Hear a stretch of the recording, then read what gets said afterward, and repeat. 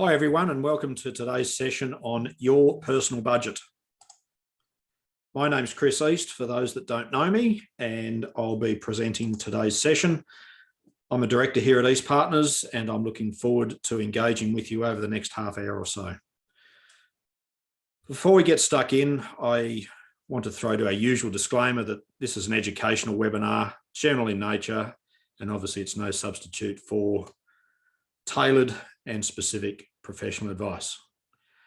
For those of you that have joined me on one of these sessions before, you'll know that I like to start with a thought for the day. And today, what we're saying is that it is critical that kids start to learn the value of money, short-term and long-term savings, and budgeting at an early age. Some of us were never taught these things of kids. I'd probably contend a lot of us weren't taught these things of kids. But based on my experience, it's never too late to learn, and that's why we're here today. The pandemic has certainly highlighted some gaps in the business community's financial awareness skills, and the best place to start in terms of growing these skills is with ourselves and therefore our children. And I think we can all agree to that. Sometimes us accountants, we tend to focus more on business budgets and forecasts and not so much on personal budgeting aspects of financial management.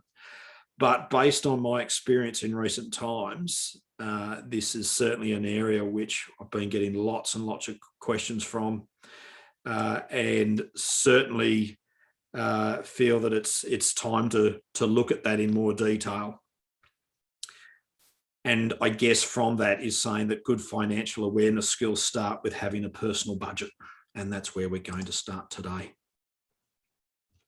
All right, so what's our agenda? We're going to cover off on understanding what a personal budget is. I guess some of the obvious and perhaps some of the unexpected benefits, some of the key components when putting one of these things together, and how to put one together, fairly critical.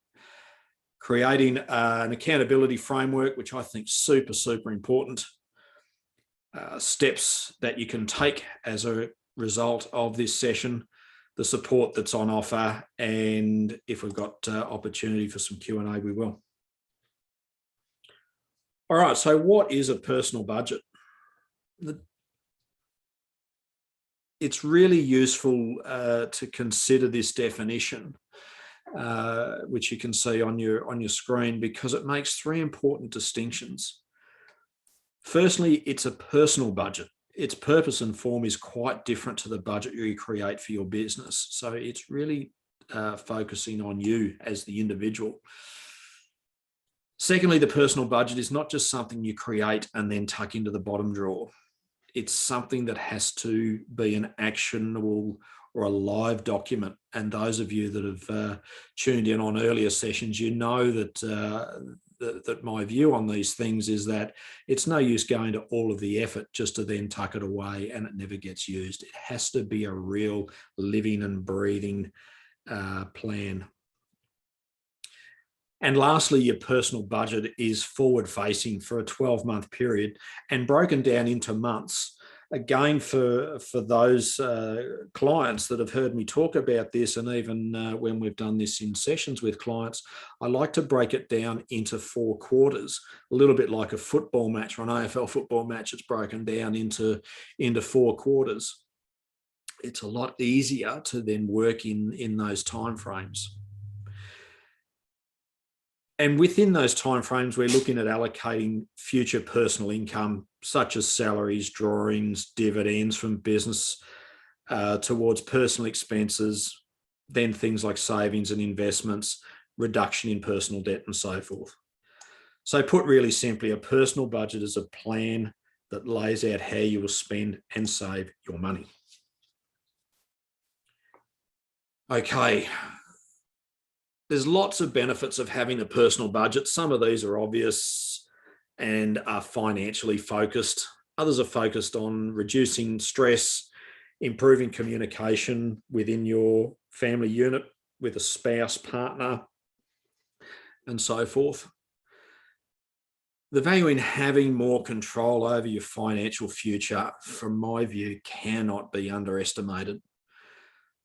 By focusing on your budget, it helps to bring focus to something that you have real control over. As I said at the beginning of the session, personal budgeting helps you to focus on your monthly goals and create better awareness where your money is going. A common comment that we get from clients when they look at their annual accounts and see their personal drawings figure is, we can't possibly have spent that amount of money last year. And if you've ever had that thought, don't worry, you're in really good company, because goodness me, do I hear that a lot. But it's a sure sign that by spending a bit of time each month drilling down into your personal spending, you'll have greater awareness of where your money is actually going. Now, having money goals and an awareness of how much money you are spending and on what creates better money habits, which in turn helps you to manage debt levels. And from that, it enables you to achieve your wealth goals.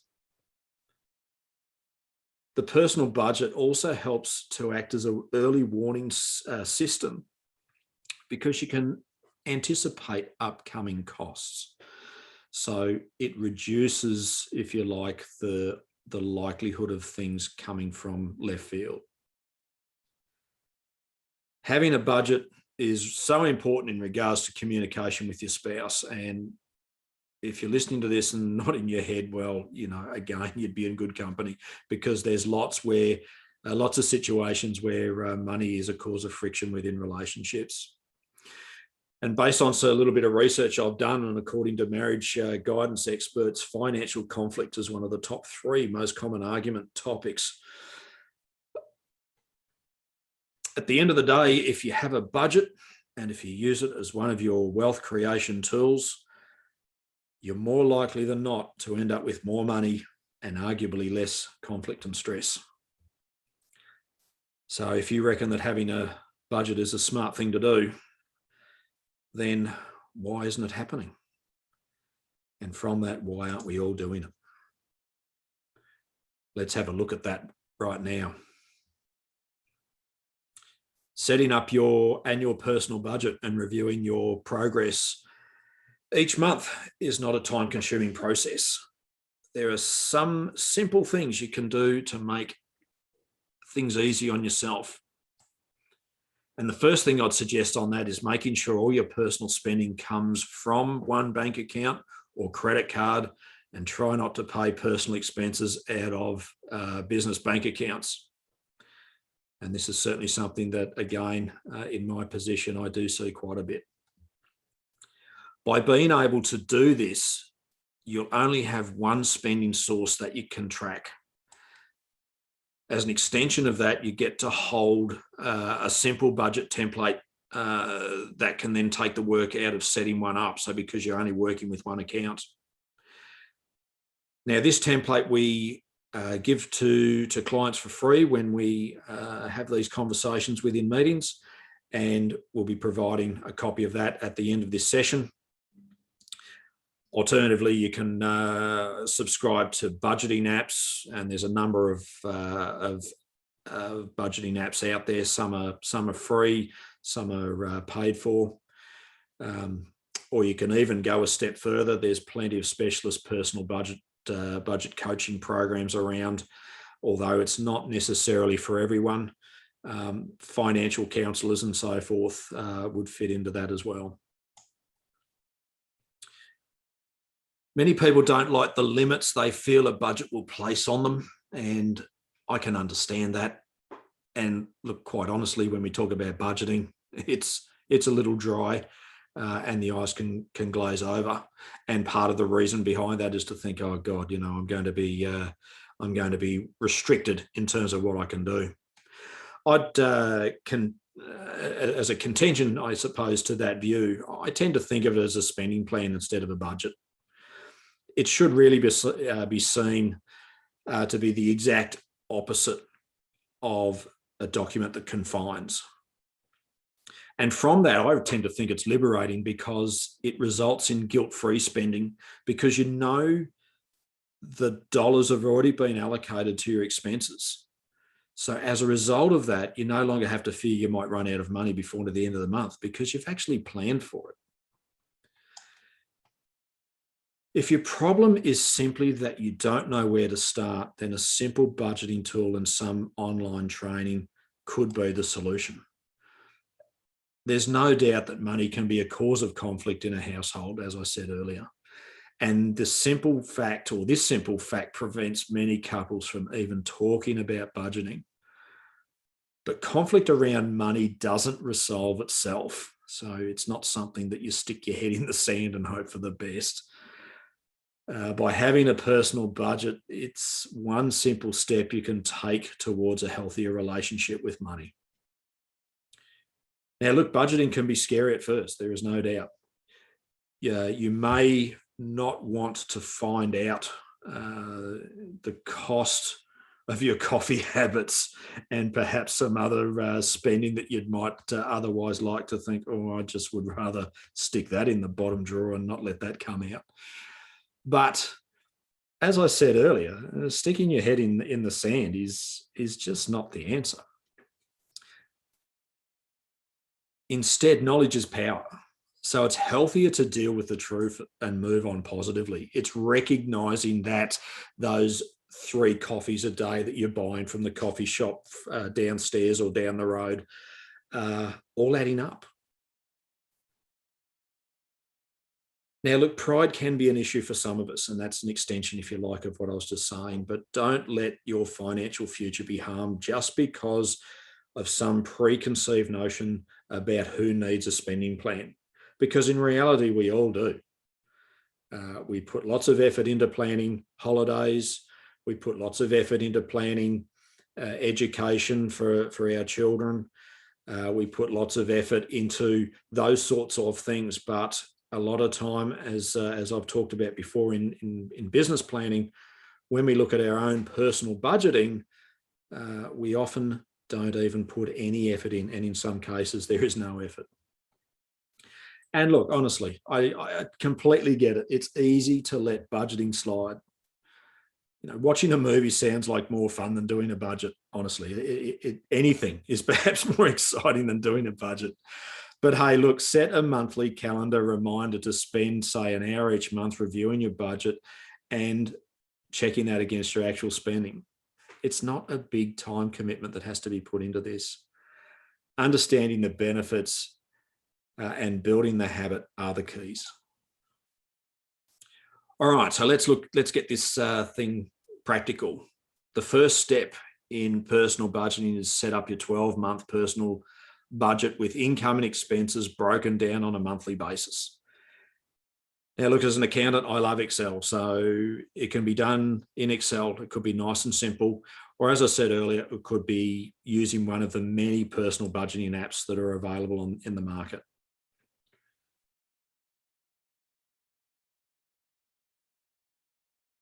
We tend to work with our own template only because it's easier for a lot of people. Apps, oh, look, I guess it really depends on where you're at in your journey. All right, so when we go to putting this together, I'm going to work on the basis that we're working through, let's say, an Excel template. The first thing is to do what's the easiest. Start with your monthly income. If you're on a wage or a salary or a reasonably fixed income, that's not hard to put together. From there, put your expenses together as a line by line within categories so that you can see your monthly spend for each category. And I've given some examples of those on the screen. Seeing how much of your income needs to be allocated towards food, for example, can be very empowering. It's likely you'll have a good understanding of your monthly income from drawings, business wages, and so forth, as I've said, but you may not necessarily know how much is then going out. So as I said, breaking it down into those categories will help. And to be able to get a good idea of where money is going, you know, I'm saying put together a budget of what's going where. Well, it's, you know, for some of us, we don't necessarily know. So good place to start is analyze your bank accounts, analyze your credit cards to then see, well, yeah, where are those, how many of those coffees are being purchased? And look, as I said, there could be a bit of a shock in some of these categories.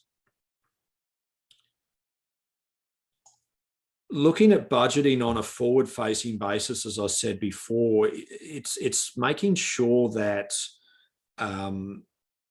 we're picking up big ticket items, insurances, for example, rates and utilities, school fees. We generally know when these are going to land. Council rates, for example, might be every quarter, or you may pay them annually. Water rates and so forth are quarterly. Things like insurances, maybe monthly, maybe annually. But it's easier to identify those big ticket items and put those aside because they generally are relatively fixed. When budgeting for your debt repayments, it's your opportunity to plan for increases or maybe even decreases according to cash surpluses and your overall wealth creation plan. But your personal budget goals must be to accumulate sufficient cash surplus to invest further in your business or maybe other investments. This is your personal budget and it needs to reflect your overarching family goals, whatever those may be.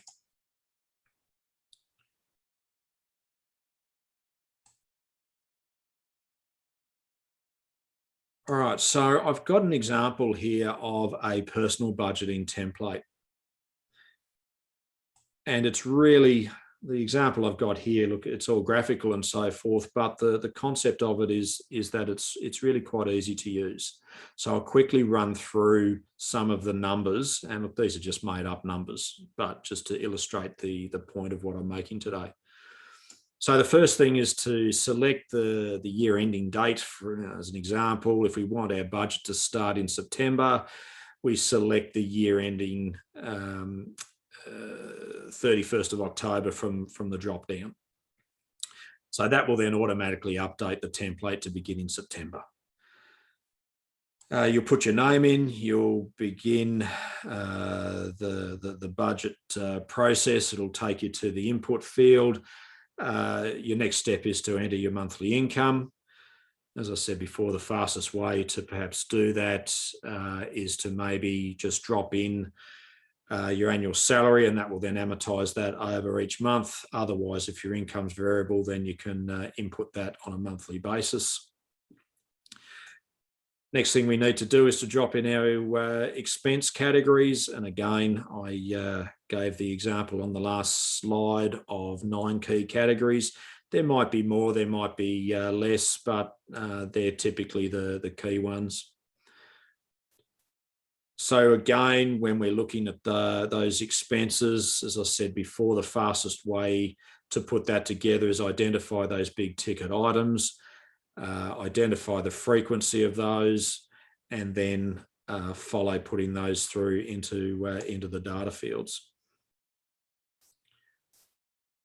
You'll go through the same process for each of those categories, selecting the frequency, whether it's weekly or fortnightly or monthly or whatever, annually, and then add the data in. Then each month you can review your budget and enter your actual income and expenses. The budget column will automatically populate when data is entered into the actual column for the month. It allows you to then compare your year to date actual with your budget to see if you're on track. As you go forward, and this is where I think the real power of this sort of stuff lies, you get forward a few months and you think, oh, hang on, the budget may not have been necessarily that realistic. Make the changes at that point. Don't go back and make the changes. Make them from that time, because then the real power will then be for the ongoing. So as an example, if you're finding that you've been a little conservative on some of these expense items and maybe over provided and finding that the actual spending is much less, then go back and change that, but change it as effect from the time that you come across that.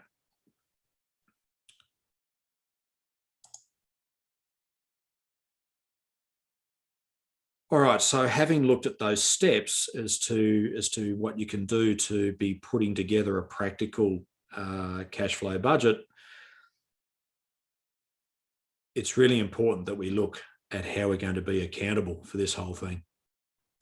There's little point in preparing a personal budget if you don't monitor the progress.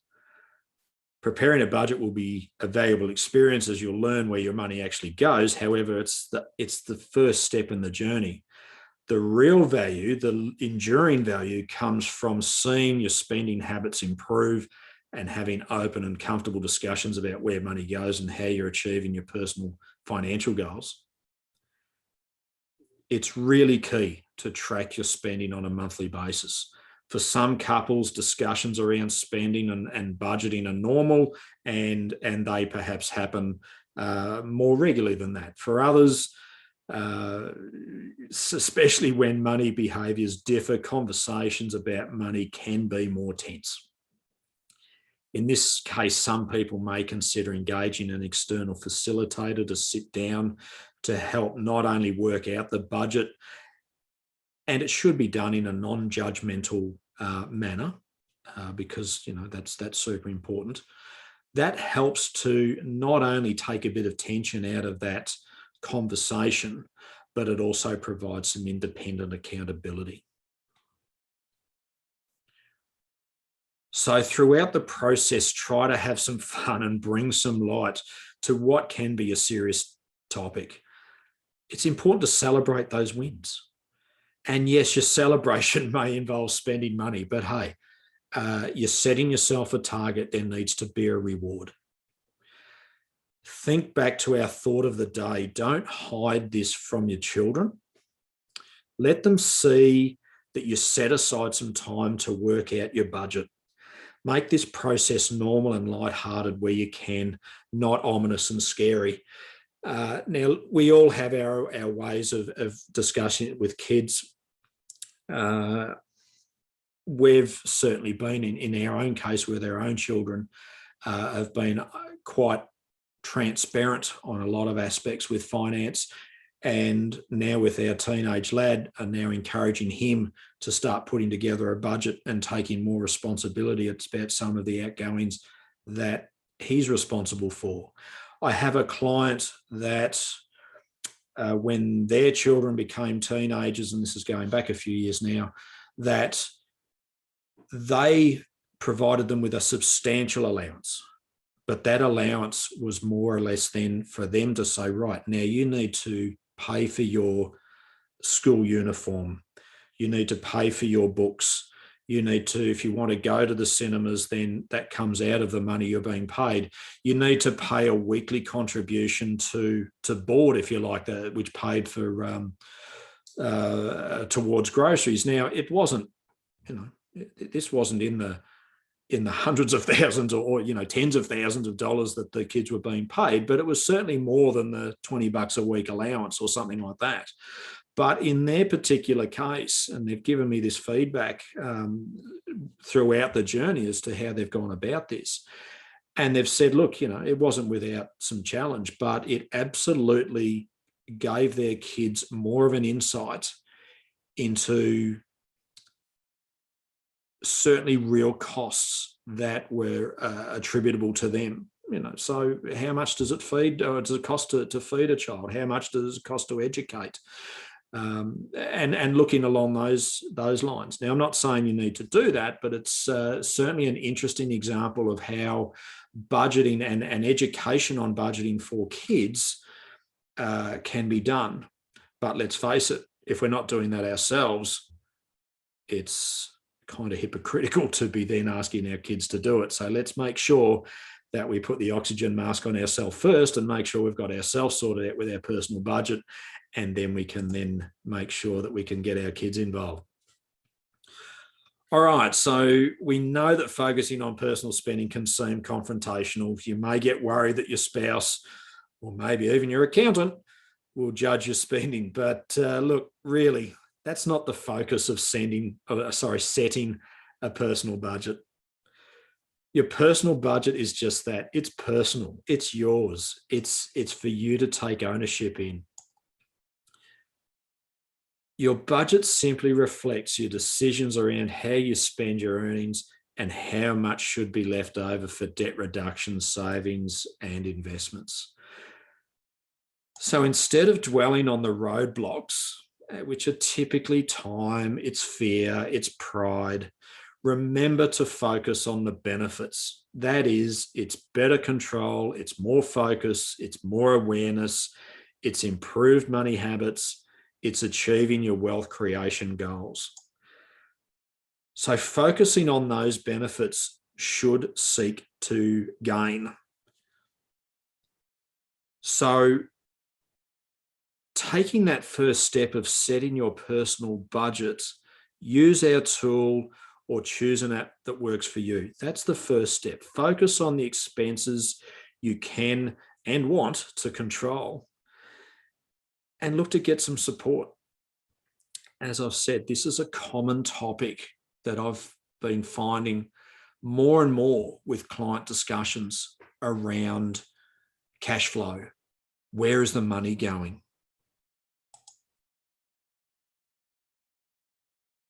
So how can we help? As I said earlier, we've got a personal budget template that's free.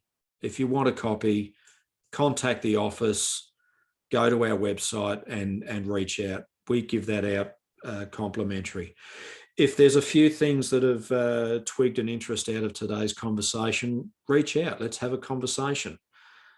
We can schedule a free one-on-one, no obligation, face-to-face or via Zoom, whatever you're comfortable with.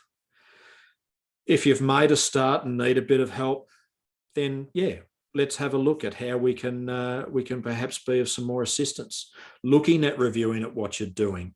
Or maybe if you're looking and saying, gee whiz, you were talking about potential conflict around money discussions. Yeah, that's us.